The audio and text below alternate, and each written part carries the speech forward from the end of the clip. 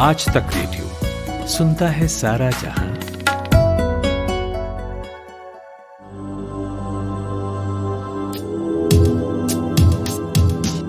क्या आप corona virus से थक गए हैं? थकना नहीं है, क्योंकि अभी तो कोरोना की रफ्तार भी नहीं थकी है। अपने भीतर हौसला रखना है। वैज्ञानिक अपना काम कर रहे हैं, आपको अपना काम करना है, अपने सब प्यार करने वालों का ख्याल रखकर। नमस्कार, मैं हूं माधुरी, आज का कोरोना कवरेज लेकर, जहां हम देश परदेश से कोरोना से जुड़ी खबरें लेकर आते हैं, आपसे साझा करते हैं। आज कई बातें होंगी, जिनमें वैक्सीन की बात होगी, रूस के वैक्सीन स्पुतनिक की, मास्क पर चर्चा होगी क्योंकि कई देश विरोध कर रहे हैं मास्क का, और कोरोना की जंग जीतने वाले डॉक्टर साहब से बात होगी। मशहूर वायरोलॉजिस्ट डॉक्टर शाहिद जमील से जानेंगे कि क्या होता है वायरस का म्यूटेशन, कैसे होता है ये। लेकिन सबसे पहले हेडलाइन। भारत में कोरोना के मरीजों का आंकड़ा 26 लाख को पार कर चुका है और करीब 51,000 लोगों की मौत हो चुकी है। दुनिया में सबसे तेजी से कोरोना के मामले भारत में ही बढ़ रहे हैं। राहत की बात यह है कि मृत्यु दर और एक्टिव केस रेट में गिरावट हुई है। मृत्यु दर गिरकर 1.92% हो गई है। इसके अलावा एक्टिव केस यानी कि जिनका इलाज चल रहा है, उनकी दर घटकर 25.56% हो गई है। इसके साथ ही रिकवरी रेट यानी ठीक होने की दर 72.51% हो गई है। भारत में रिकवरी रेट लगातार बढ़ रहा है। बिहार सरकार ने कोरोना के मामलों में तेजी को देखते हुए लॉकडाउन को 6 सितंबर तक बढ़ा दिया है। इस दौरान नाइट कर्फ्यू लागू रहेगा। धार्मिक स्थल, पार्क और मॉल बंद रहेंगे। पश्चिम बंगाल में तृणमूल कांग्रेस के विधायक समरेश दास का निधन हो गया। वे कोरोना वायरस से संक्रमित थे।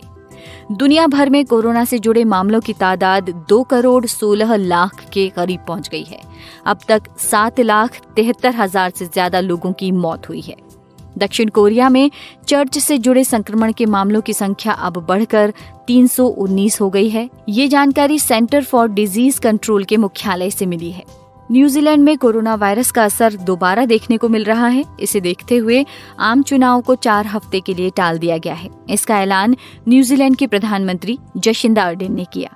कोरोना संकट दुनिया की सभी प्रमुख अर्थव्यवस्थाओं पर भारी पड़ रहा है। अप्रैल से जून की तिमाही में जापान की अर्थव्यवस्था में करीब 20% और इजराइल की अर्थव्यवस्था में करीब 29% की रिकॉर्ड गिरावट आई है। चीन की पहली वैक्सीन कैंसाइनो को पेटेंट के लिए मंजूरी मिल गई है। ये जानकारी चीन के सरकारी अखबार ग्लोबल टाइम्स ने दी है।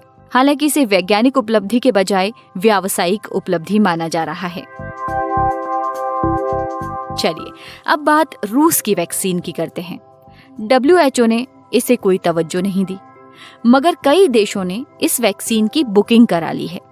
अपनी वैक्सीन को प्रमोट करने के लिए रूस ने एक प्रमोशनल क्लिप बनाई है। ये सुनिए।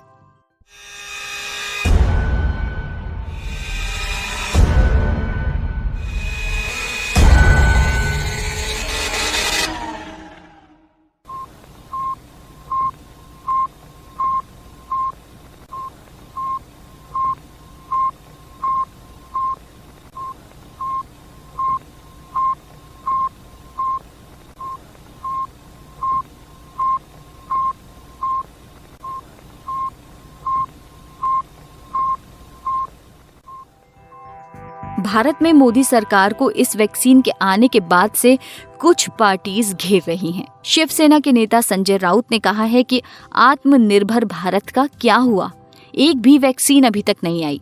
इन सब पर हमने विस्तार से बात की इंडिया टुडे के डेटा इंटेलिजेंस यूनिट के आशुतोष मिश्र से। तो दरअसल 11 अगस्त को राष्ट्रपति जो पुतिन है, उन्होंने ये घोषणा कर दी कि रशिया ने दुनिया की पहली वैक्सीन कोरोना के खिलाफ बना ली है। और ये इस बात से भी पक्का हुआ जब रशिया की तरफ से ये भी कहा गया कि जो राष्ट्रपति की बेटी है, उन्हीं को ही एक डोज दिया गया था जब उनकी तबीयत बिगड़ी। उन्होंने इसको स्पुतनिक 5 नाम दिया है, क्योंकि ये रशिया की एक बहुत जानी मानी मिसाइल थी, बहुत कारगर थी। उसके आधार पर उन्होंने इसको स्पुतनिक 5 नाम दिया। और उसके बाद जैसे ही राष्ट्रपति की बेटी को दिया गया, वहाँ के जो हेल्थ डिपार्टमेंट है, फेडरेशन ऑफ रशिया, उसने तुरंत इसको मान्यता दे दी।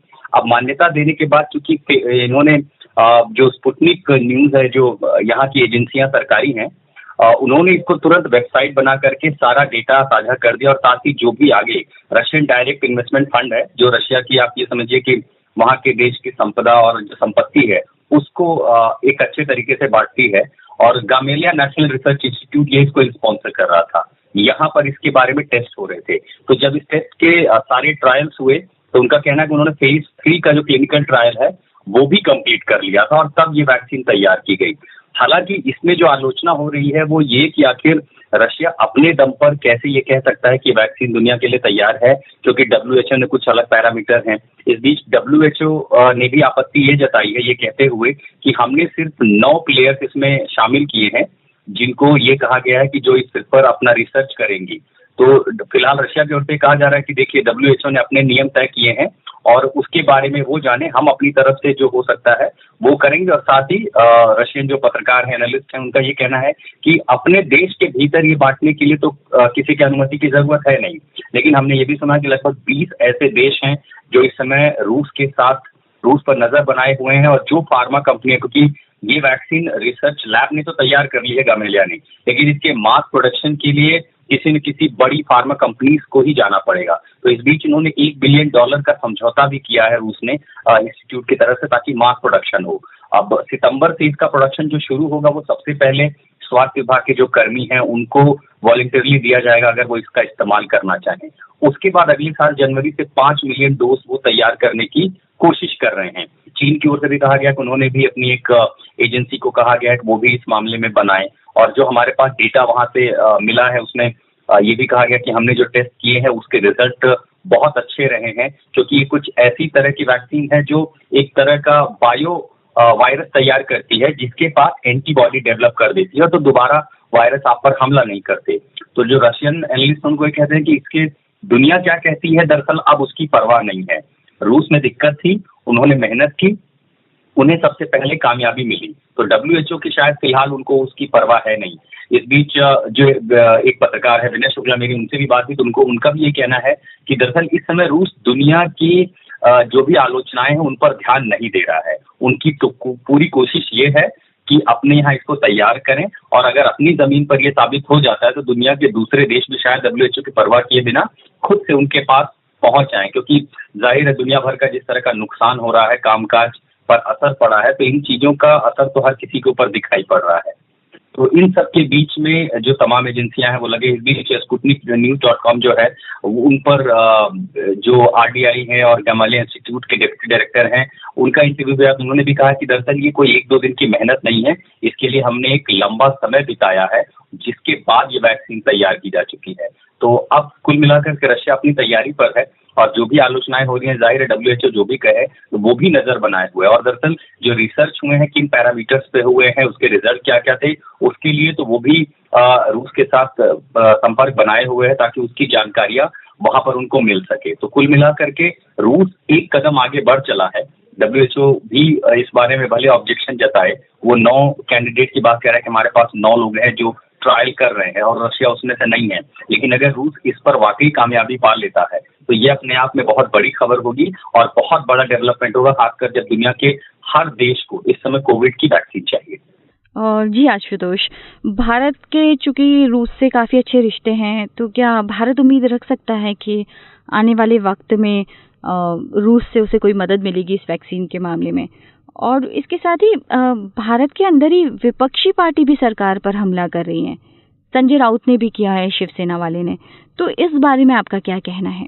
ये मेरे 2 सवाल हैं आपसे एक साथ। घरेलू मैदान पर कुछ न कुछ जंग तो देखिए होनी ही होनी है, क्योंकि भारत में जिस तरह से केसेस बढ़ रहे हैं, ये माना जा सकता है कि जो सबसे बुरा समय है इस वायरस का वो अभी शुरू हुआ है और इसका प्रकोप लगातार बढ़ेगा।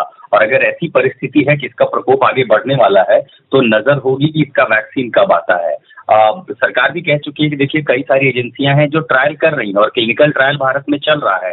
यहाँ तक कि जो भारत के उच्चायुक्त हैं मॉस्को में, उन्होंने भी एक अपने इंटरव्यू में कहा था कि देखिए रूस के साथ फार्मा हमारे जो रिलेशन है वो पुराने हैं, लेकिन ऐसा नहीं कि भारत कुछ नहीं कर रहा है। इसी तरह के रिसर्च भारत में हो रहे हैं और हो सकता है रूस के साथ भारत भी ऐसी एक वैक्सीन तैयार कर ले और बाद में आगे कोलैबोरेशन की इस तरह के मौके मिलते रहेंगे। तो फिलहाल जो है भारत भी तैयारियां कर रहा है, लेकिन इस बीच क्या होता है कि विपक्षी दलों को ये मौका मिल गया कि देखिए रूस ने तैयारी कर ली, वो आत्मनिर्भर हो गया, और शायद वो कटाक्ष हो कि कहीं ऐसा ना हो कि जब सरकार ये कहती है कि आप आत्मनिर्भर बने, डिपेंडेंसी खत्म करनी है, तो आपको वैक्सीन के लिए रूस या किसी और देश पर निर्भर होना पड़े। लेकिन अच्छी बात ये भी है कि रूस और भारत के बीच जो कूटनीतिक रिश्ते हैं और जो सामरिक रिश्ते हैं, हर तरह से वो रिश्ते बहुत ही बेहतर हैं, उद्योग भी अच्छा है। तो ऐसे में भारत को एक उम्मीद तो ये हो सकती है कि रूस आगे मदद करेगा। तो शायद उस पर शिवसेना जैसी जो विरोधी पार्टियां हैं अब वो चुटकी ले रही हैं। लेकिन फिलहाल मैं इससे इतना ये कहना कहूंगा कि अभी सारी दुनिया सिर्फ और सिर्फ रूस की ओर देख रही है, क्योंकि वो सबसे पहले आगे चढ़ के आया ये दावा करते हुए कि हमारे पास अब ये मटेरियल है। हालांकि अभी भी ट्रायल फेज जो है वो लगातार ही चल रहा है और इसमें जो इम्प्रूवमेंट होती है वो होंगी, लेकिन जब सितंबर से इसका मास प्रोडक्शन शुरू हो जाएगा तो शायद जो संशय हैं, जो सवाल हैं, वो धीरे धीरे अपने आप ही कम होते जाएंगे, क्योंकि उनके बाद केमिकल कंपोजिशन बाहर होगा, ये पता चलेगा कि आखिर इस नई वैक्सीन में ऐसा कौन सा वायरस या ऐसी कौन सी एंटीबॉडी वो दे रहे हैं जो कोरोना जैसे गंभीर वायरस से लड़ सकती है और आगे एक ऐसी एंटीबॉडी दे कि आगे से वायरस आप पर हमला ना करे। तो एक बार वो सारे समाधान आएंगे तो हो सकता है इनमें अगले कुछ और दिनों का वक्त भी लग सकता है। ये थे आशुतोष मिश्र। मलेशिया में कोरोना वायरस का एक नया स्ट्रेन देखने को मिला है, यानी वायरस में उत्परिवर्तन हुआ है और एक नया रूप सामने आया है जो पहले से 10 गुना ज्यादा खतरनाक है। 45 लोगों में ये वायरस मिला है नया वाला। भारत से आए एक होटल ओनर में ये था। ये म्यूटेशन किस प्रकार का है ये जानने को हमने बात की मशहूर वायरोलॉजिस्ट डॉक्टर शाहिद जमील से। डॉक्टर साहब आप बताएं। देखिए, ऐसा है कि वायरस का जो जीनोम है वो एक आरएनए जीनोम है और आरएनए हर वायरस की रेप्लिकेशन साइकिल के साथ जब जब वायरस मल्टीप्लाई करता है तो आरएनए में थोड़ा चेंज होता है और उसकी वजह यह है कि ये म्यूटेशंस बहुत रैंडम होते हैं और किसी भी जीनोम में अगर एक एंजाइम है जिसको प्रूफ रीडिंग एंजाइम कहते हैं जो कि एरर्स को सही करती है, गलतियों को सही करती है, अगर वो एंजाइम नहीं है तो म्यूटेशन ज्यादा होता है और आरएनए में ज्यादा होता है डीएनए के मुकाबले। इस वायरस में एक प्रूफ रीडिंग एंजाइम है, लेकिन बहरहाल फिर भी आरएनए में म्यूटेशन होता है और ये कोई अचंभे वाली बात नहीं है, ये हर वायरस में म्यूटेशन होता है। सवाल यह है कि कौन सा ऐसा म्यूटेशन है जो कि वायरस को कोई नई प्रॉपर्टी देता है, कोई या तो वायरस बेहतर ट्रांसमिट करे या जो इम्यून रिस्पॉन्स है उससे बचे किसी तरह से, तो वही म्यूटेशन फिर फाइनली जीनोम में सर्वाइव करता है जिसको हम कहते हैं सिलेक्शन एडवांटेज। तो अभी ये देखा जा रहा है कि जो वायरस पहले चाइना से निकला था, जो कि जिसका सीक्वेंस हमें जनवरी में मिला था, उससे अगर अब हम कंपेयर करें अब जो वायरस सर्कुलेट कर रहा है उसको, तो उसमें चेंजेस आ चुके हैं और बहुत सारे चेंजेस आ चुके हैं, लेकिन कोई ऐसे चेंजेस नहीं हैं जो कि बहुत ही ज्यादा मेजर चेंजेस हैं।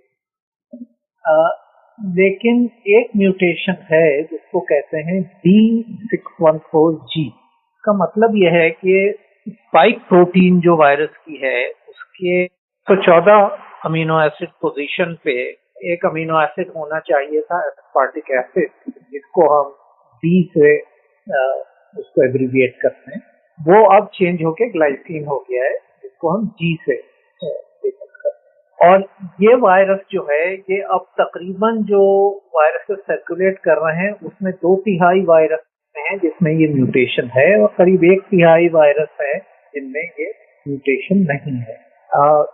तो यही एक मेजर म्यूटेशन है जो कि अभी इस वायरस में देखा गया है और उसकी वजह आप जानना चाहेंगी कि इसका इफेक्ट क्या है? जी, मतलब क्या ज्यादा खतरनाक हो जाता है वायरस या फिर कमजोर हो जाता है म्यूटेशन से? ऐसा भी होता है कि कमजोर हो जाता है? नहीं, वायरसेस कमजोर भी हो जाते हैं म्यूटेशन से, वायरसेस खतरनाक भी हो जाते हैं म्यूटेशन से, लेकिन जो डिजीज बीमारी की क्षमता है वायरस, उस पे इस म्यूटेशन से कोई असर नहीं पड़ा है और एटलीस्ट ऐसा कुछ देखने में नहीं आया है। जिस चीज पे असर पड़ा है वो वायरस के ट्रांसमिशन पे पड़ा है। तो वायरस एक से दूसरे को ज्यादा आसानी से ट्रांसमिट हो रहा है और इसी की वजह है कि अब 2/3 वायरसेस जो सर्कुलेट कर रहे हैं वो ये वाले वायरस हैं, जी वाले हैं, और करीब 1/3 जो हैं वो डी वाले वायरस। लेकिन वायरस की विरुलेंस पे या उसकी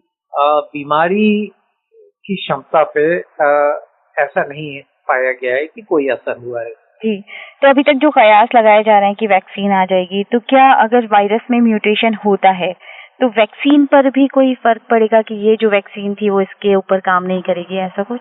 नहीं, वैक्सीन पे असर नहीं पड़ना चाहिए, इसलिए कि ये म्यूटेशन जो है ये उस रीजन से बाहर है जिस रीजन को वैक्सीन टारगेट कर रही है।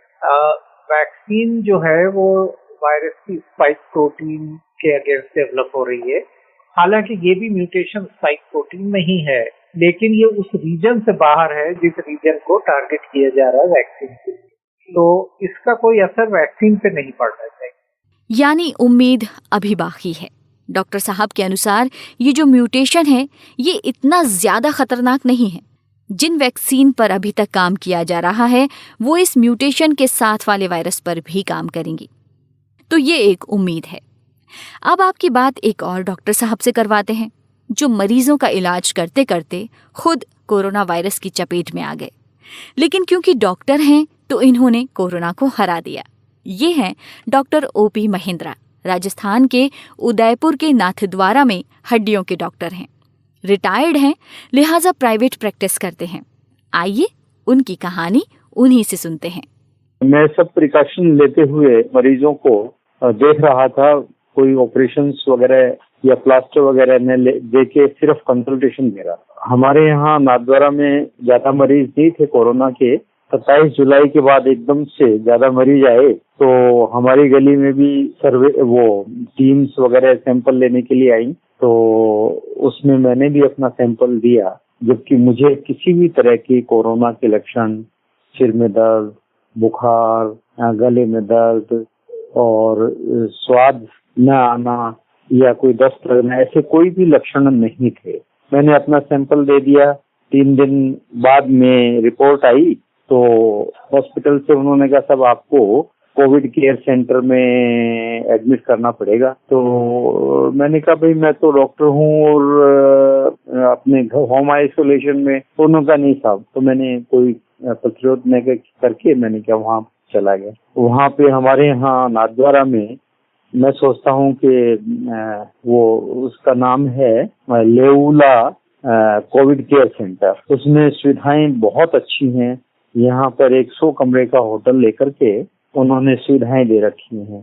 साफ सफाई की बहुत अच्छी व्यवस्था है। डॉक्टर्स की ड्यूटी राउंड द क्लॉक है। नर्सिंग स्टाफ लगा हुआ है और सब तरह की सुविधाएं, अटैच लेट बाथ वगैरह और सब तरह की सुविधाएं दे रखी थी। समय समय पे चेकअप वगैरह होता था, सुबह शाम दोपहर। पल्स ऑक्सीमीटर से ऑक्सीजन कंसंट्रेशन, पल्स वगैरह लेते थे। नाश्ते वगैरह की, खाने की और सब सुविधाएं थी। इसी और डॉक्टर्स वगैरह वहाँ मरीजों से बात करते रहते थे, उनको साइकोलॉजिकल थेरेपी देने के हिसाब से। तो किसी तरह की कोई परेशानी नहीं थी। तो मैंने इस तरह से जो है अपना समय वहाँ निकाला। फिर उसके बाद में 5वें दिन हमारे सैंपल लिए गए। सैंपल लेने के बाद में मेरी रिपोर्ट जो है पॉजिटिव आई। दोबारा भी पॉजिटिव नेगेटिव के बीच में रही। फिर उस रिपीट सैंपल 3rd लिया गया। फिर मेरा सैंपल पॉजिटिव नेगेटिव आ गया। उसके बाद में मुझे अपने घर भेज दिया गया। मुझे बीमारी जब से सैंपल आया तब से कोई लक्षण नहीं थे। तो भर्ती रहा, उस दौरान कोई लक्षण नहीं रहे और उसके बाद आने के बाद में मुझे कोई लक्षण नहीं रहे। 25 तारीख तक मुझे होम क्वारंटाइन किया गया है और उसमें निर्देश दिया गया है कि आप घर से बाहर नहीं निकले, मरीजों के संपर्क में नहीं आए। मैं बिल्कुल शारीरिक और मानसिक रूप से बिल्कुल स्वस्थ महसूस कर रहा हूँ।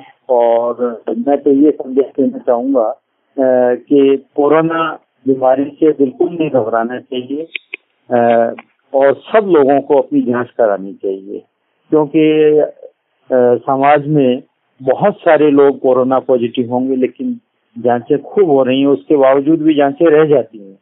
तो सब लोगों को अपनी जांच करा लेनी चाहिए, क्योंकि जिनमें रोग प्रतिरोधक क्षमता ज्यादा होती है उनमें कोई लक्षण नहीं आएंगे, लेकिन अपने घर वालों को अगर सेफ रखना है, अपने बच्चे हैं जिनके रोग प्रतिरोधक क्षमता कम होती है, अपने बुजुर्ग हैं जिनमें कोमॉर्बिडिटी, हाइपरटेंशन, डायबिटीज, किडनी की बीमारी, कैंसर कुछ भी होता है, उन लोगों की जिससे कि रक्षा कर सके। तो मैं तो यही कहूँगा कि मेरा अनुभव ठीक रहा, और मैं तो यही संदेश देना चाहूँगा कि सब लोग जो निर्देश सरकार द्वारा बार बार दिए जाते हैं कि जैसे मास्क लगाना, सोशल डिस्टेंसिंग रखना, साफ सफाई रखना, भीड़ भरी जगह पे नहीं जाना, इन सब निर्देशों का पालन करें तो हम अपने लिए भी एक सुरक्षा कवच बनाएंगे और हमारे समाज के लिए भी एक बहुत जरूरी काम करेंगे।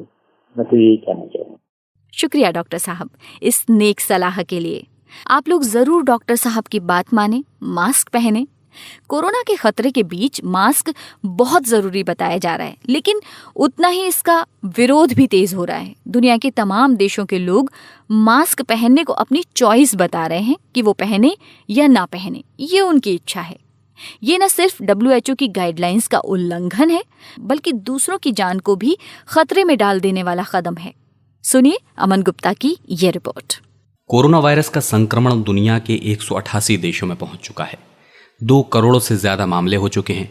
8 लाख के आसपास लोगों की जान जा चुकी है। खतरा दिन ब दिन बढ़ रहा है और इस दौर में बार बार हमें ये बताया जा रहा है कि मास्क ही बचाव है। हालांकि पहले विश्व स्वास्थ्य संगठन ने कहा था कि सभी लोगों को मास्क पहनने की जरूरत नहीं है, सिर्फ उन्हें ही मास्क पहनना चाहिए जिन्हें संक्रमण हो या उसका खतरा हो। लेकिन बाद में नई गाइडलाइंस आई और मास्क पहनना सबके लिए जरूरी कर दिया गया। लेकिन इसी मास्क के विरोध में दुनिया भर के कई हिस्सों में प्रदर्शन हो रहा है। अमेरिका, जर्मनी, इंग्लैंड, स्पेन जैसे तमाम देशों में एक बड़ी तादाद है उन लोगों की जो मास्क नहीं पहनना चाहते। कोई इसे आज़ादी से जोड़ रहा है कि ये उनकी चॉइस है, वो मास्क पहने या ना पहने। तो किसी का कहना है कि मास्क फायदेमंद नहीं है। Are you going to allow the government to tell you you have to wear a mask? Take off your mask! Take off your mask! Take off your mask! Corona संक्रमण की लिस्ट में Spain 10वां सबसे प्रभावित देश है। एक समय था जब यहाँ हालात इटली के बाद सबसे ज्यादा खराब थे, लिहाजा यहाँ पब्लिक प्लेस में मास्क पहनना जरूरी कर दिया गया। कई लोगों को ये नागवार गुजरा, विरोध की छुटपुट आवाजें उठती रहीं, लेकिन स्पेन सरकार के हालिया आदेश ने इस गुस्से को भड़काने का काम किया। आदेश था कि स्मोकिंग के लिए मास्क उतारना भी खतरनाक है, इसलिए पब्लिक प्लेस में स्मोकिंग पर भी बैन लगा दिया गया और इसी के साथ वहां एंटी मास्क मूवमेंट बड़े पैमाने पर होने लगा। रविवार को सड़कों पर उतरे हजारों लोगों के हाथों में बड़े बड़े प्लेकार्ड्स थे। इन पर लिखा था कि वायरस का कोई वजूद नहीं, मास्क किल्स या हम डरे हुए नहीं हैं। प्रदर्शनकारियों में आम ही लोग नहीं बल्कि कॉन्स्पिरेसीज थ्योरीज को बढ़ावा देने वाले लोग भी शामिल थे। कुल मिलाकर ऐसे लोग मास्क के खिलाफ बोल रहे हैं जिन्हें लगता है कि कोरोना वायरस जैसी कोई चीज़ असल में है ही नहीं, बल्कि सरकारें झूठ बोल रही हैं। प्रदर्शनी में आए कई लोग एक फिल्म प्लांडेमिक का हवाला दे रहे थे। ये एक डॉक्यूमेंट्री फिल्म थी जो कई सोशल मीडिया प्लेटफॉर्म से इसलिए हटा दी गई क्योंकि इसमें बताया गया था कि कैसे मास्क के कारण लोगों की जानें जा सकती हैं या फिर वैक्सीन की वजह से अरबों लोगों की जान गई है। सोशल मीडिया में भी इस तरह के विरोध को ज़बरदस्त समर्थन मिल रहा है। प्रदर्शन में आए एक प्रदर्शनकारी का कहना है कि इस तरह थोप दिया गया कानून वापस लिया जाए क्योंकि मास्क उन्हें गुलाम बनाता है। Unsere Forderung ist zurück zur Demokratie, weg mit den Gesetzen, die uns einengen, weg mit der Maske, die uns zu Sklaven macht. North Carolina की ड्यूक यूनिवर्सिटी में साइकोलॉजी एक्सपर्ट मार्क लेरी इस तरह के विरोध के पीछे एक तरह का मनोविज्ञान बताते हैं। वे इसे आज़ादी से जोड़ते हैं। उनका कहना है कि लोग वही करते हैं जिसके लिए उन्हें रोका जाए। अगर लोगों को मास्क पहनने से रोका जाए तो भी वे उल्टी प्रतिक्रिया देंगे और मास्क पहनना चाहेंगे। मास्क को लेकर एक तर्क ये भी दिया जाता है कि उसमें जो छेद हैं वो इतने छोटे नहीं हैं कि वायरस को रोक सकें। यही वजह है कि N95 को भी असुरक्षित ठहरा दिया गया।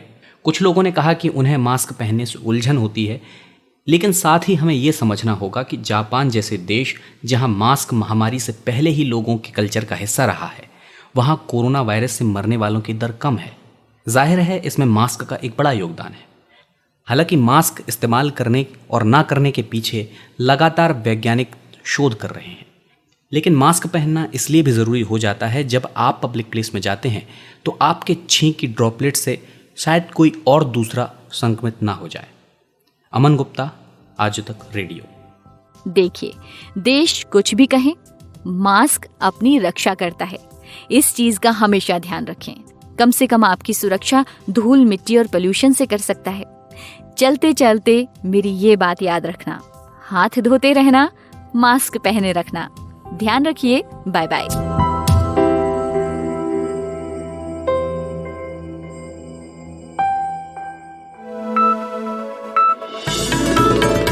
खबरों की हलचल और देश विदेश का मिजाज आप सुन रहे हैं आज तक रेडियो।